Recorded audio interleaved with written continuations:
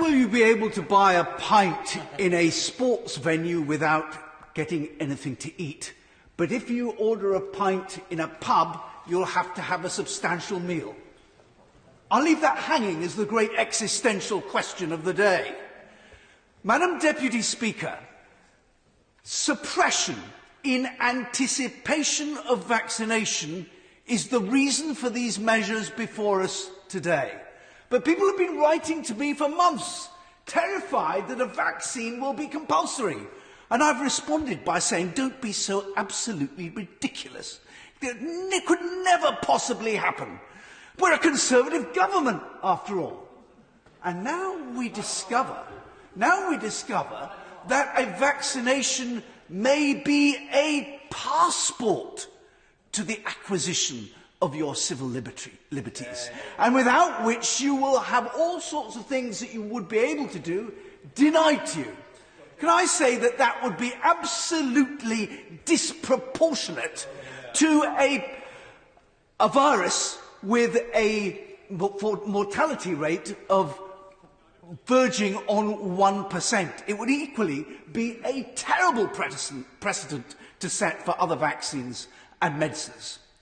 So I hope that we can get away from that.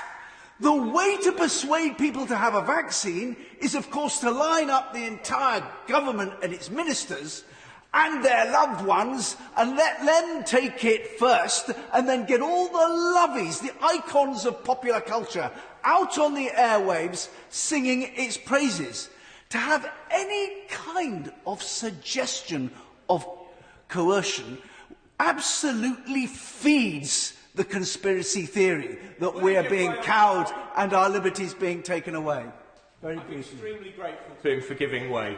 Will he agree with me that it's not enough for the government merely to refrain from coercing people? The government's also got to pay attention to implicit coercion. That is, if the government turns a blind eye to allowing businesses like airlines and restaurants to refuse to let people in unless they've had the vaccination, the government's got to decide whether it's willing to allow people to discriminate on that basis.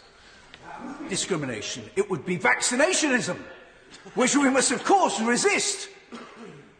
The other thing that any kind of coercion would do would be to set the seal on this government's reputation as the most authoritarian since the Commonwealth of the 1650s. But it is as nothing to the enthusiasm that we've seen from the front bench opposite for even more coercive and restrictive measures.